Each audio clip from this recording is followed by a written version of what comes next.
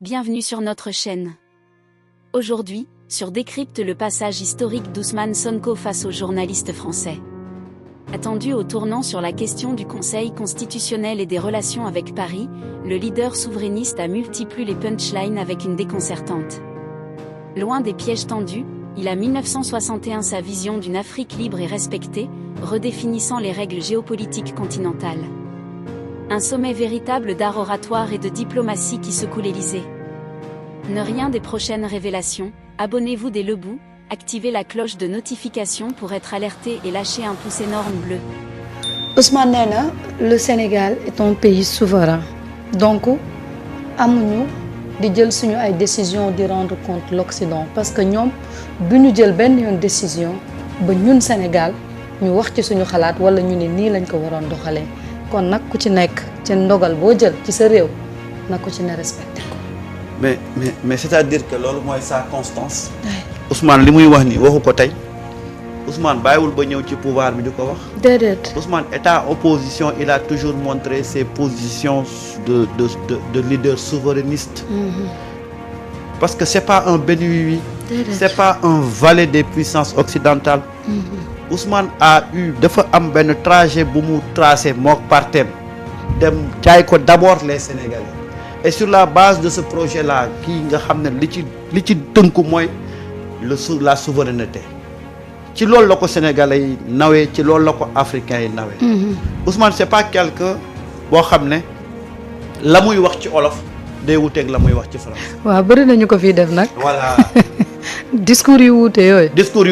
Ousmane li muy wax ci wolof loolu lay wax ci français mu leer naññ ça veut dire que c'est quelqu'un qui assume ce qu'il dit. tey dañu foogoon ne Ousmane affaibli parce que ñoom dañu jàpp ne peut-être que Ousmane on est en train de le sortir du jeu ndax jëlee nañ ko ca primature. voilà léegi il faut que ñu xool assemblée est-ce qu'il va rester là-bas ñu foog ne Ousmane bi ñu foog ne dafa affaiblir. suñu ñëwee di ko interviewé dafay changer li nga xam ne moom mooy discours am pour faire plaisir aux gens peut-être pour revenir sur Ousmane garde toujours même rôle dans le jeu politique pour firndeel leen ko nag mu wanaat leen ne man la ma doon wax démb ak tey moom ci laa nekk te ci laay nekk ba ilaa yow mi diini parce que loolu laa gëm te loolu moo tax Sénégalais yi jàpp ma et il l'a réitéré il l'a affirmé et il l'a assumé parce que nag lii réewu tubaab yi nanguwul mais lu tax africains yi di ko nangu. ah vraiment. est-ce que di nga gis France un pays ñëw di wax France nan nga war a doxale est-ce que France dana jël ay mesures ay réew jóge fële ne ko non dindi lii changer lii. déedéet. pourquoi nous les Africains ñun on doit dépendre de l'Occident mu ñuy wax nan ngeen war a doxalee nan ngeen war a tëralee mbir mi nan ngeen non c'est-à-dire que loolu dafa dañ ci Afrique. et aujourd'hui dafa am loo xam ne da ngeen koy lire ci gannaaw.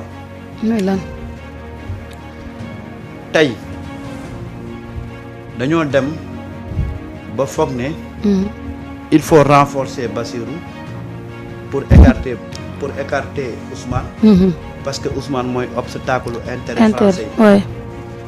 ñu écarter Ousmane mais léegi ñoom ñu rendre compte ne la véritable force la légitimité populaire revient à Ousmane ñu weññeekuwaat tey di topp ci Ousmane parce que interview bi daf am ay allure diplomatique ndax ku xam RFI xam France 24 ñooñu c'est des bras armés de l'Élysée gis nga Élysée lu mu bëgg dafay envoyer ces genres d'organes là médias là pour ñu ñëw balayer le terrain tey ils se sont rendus compte que rien ne peut se faire sans Ousmane déedéet. et que même tey bu France waree revenir en Afrique Ousmane daf ci constituer benn pièce bu essentielle parce que Ousmane n'est pas non seulement aimé au Sénégal mais Ousmane aujourd'hui incarne benn leadership au niveau africain te mënuñu dellusiwaat Afrique tout en mettant de côté des leaders comme Ousmane Sonko. mënul nekk. Ousmane est devenu une réalité dans la géopolitique africaine. damay lekk yaasa te duma lekk soble de amul fenn. mu ngi noonu. léegi nag bi ñu ñëwee ñu ngi xool Ousmane lan mooy posture am Ousmane delloowaat leen ca posture yi démbam ak posture yi tayam bi muy assumer. Parce que ce qu'il faut rappeler, et c'est important, que Ousmane n'a jamais dit que dafa bañ France. Il faut que nous nous sachions. C'est-à-dire que Ousmane n'est pas un anti-français, mais Ousmane est contre la politique française en Afrique. En Afrique. C'est différent. C'est différent. Parce que tey fii Sénégal li ñuy nekk di wax mooy que Ousmane dafa contre la France, mais Ousmane n'est pas un anti-français. Ousmane, il est contre la politique française en Afrique, rawatina dans des pays comme le Sénégal. Te loolu daf ko assumer wax ko partout ñu dégg ko. Fulla rek. Et sur des questions de souveraineté, Ousmane da leen ni wanaat carrément que yooyu du lu ñuy négocier.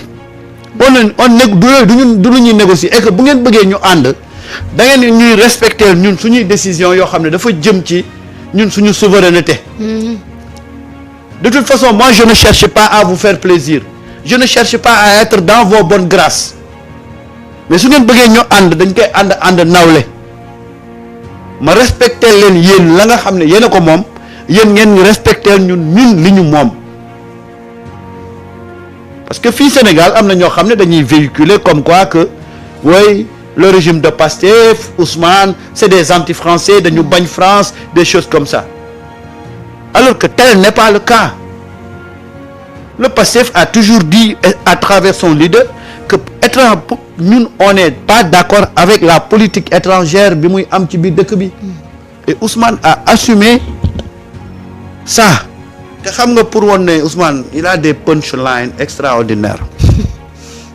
ay coups rek lay dugal. non ay coups lay dugal quoi. c'est-à-dire que dafa bëgg a won France ne leen mënu leen dépendre ci Afrique ba pare bëgg a yeb Afrique parce que yéen c'est Afrique moo leen defar. moo leen defar gis nga loolu danañ ci dikk sa dernière phrase ba muy wax Sénégal France quel que soit le vainqueur c'est l'Afrique qui aura battu l'Afrique. loolu yàq na sama àdduna. loolu xam nga loolu xaaral ba tubaab yegg seen dëkk. et pourtant il n'a pas tort de Désiré Doué ak Guelane Doué ñoo bokk ndey ak baay kii football France kii football Côte d'Ivoire loolu football. c'est-à-dire que Ousmane daf leen bëgg a faire comprendre que. waaw mënu leen yaakaar Afrique ba pare di ko yab. suñu ay doom doo nga nekk France di football. mais en réalité c'est ça le discours de Ousmane. Ousmane du dem. c'est ça le discours de Ousmane. C'est-à-dire qu'il veut montrer à la France que nous, on n'est pas des anti-français, mais on est contre la politique française en Afrique, et particulièrement au Sénégal. Si vous nous respectez, on vous respecte. Parce que l'histoire doit nous boiler avec la France. Il y a eu des brassages culturels intenses, de telle sorte que nous, on ne peut pas se lever pour dire que nous, nous, France, nous, on est contre la France, beaucoup nous dans la France. Non, attention. te loolu la gis naa ci sax ay journalistes yoo xam ne dañ doon toog ci seen plateau di jéem a jaxase Ousmane pour dire que voilà Pastef et son régime c'est des anti-français non te foofu la leen Ousmane delloowaat que moi je suis pas contre la France mais je suis contre sa politique si la France change sa politique on va aller ensemble mu nekk ànd nawle. ànd da nawle da ci baax. da ci am solo. loolu la rappeler français yi. Et à travers les décisions parce que ñoom dañu ñëwoon pour xam trois questions benn bi mooy la crise institutionnelle. dégg nga liñ ci wax. dégg nga waaw dinañ ci ñëw. beneen bi mooy la loi sur l'homosexualité te dégg nañ seen tontu. waaw Ousmane nee na moom suñu réew kenn duñu sàkkal li ñuy def. voilà xam nga loolu wax na ko mu leer. nañ. beneen bi mooy. la posture de Ousmane Sonko maintenant dans le paysage politique. xam nga crise institutionnelle bi ñu dem di théoriser bay parler de déchirure parce que ñoom ne dañuy indi ay éléments de langage. waaw pour tendre la ay pièges. Ousmane daf leen wax carrément que y a pas de déchirure. on peut ne pas être d'accord sur façon bi ñuy politiquer. on peut ne pas être d'accord ci façon orientation bi ñuy jox yenn politique publique yi mais y a pas de déchirure y a pas de crise institutionnelle. déedéet. te tubaab bi foofu lañ doon bëgg a yóbbu Ousmane parce que dañu jàpp ne Ousmane est toujours dans cette posture d'opposant bi nga xam ne moo ko animé woon mu ñëw tiire ñu ne voilà le Sénégal risque de sombrer dans une crise institutionnelle. mais dañu dajeek un président bu nekk à la hauteur de ses responsabilités. lii de mooy luppe. luppe. liñ bëggoon dégg xëy suba France yëpp di kii le président de l'Assemblée nationale a démoli.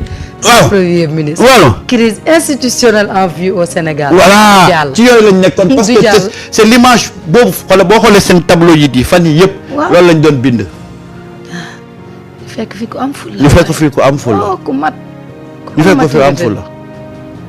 ñu ñëw évoquer le problème de la dette. mu réaffirmer waat position yam. dinañ ci ñëw foofu kay dinañ fa dugg dégg nañ li ñu wax.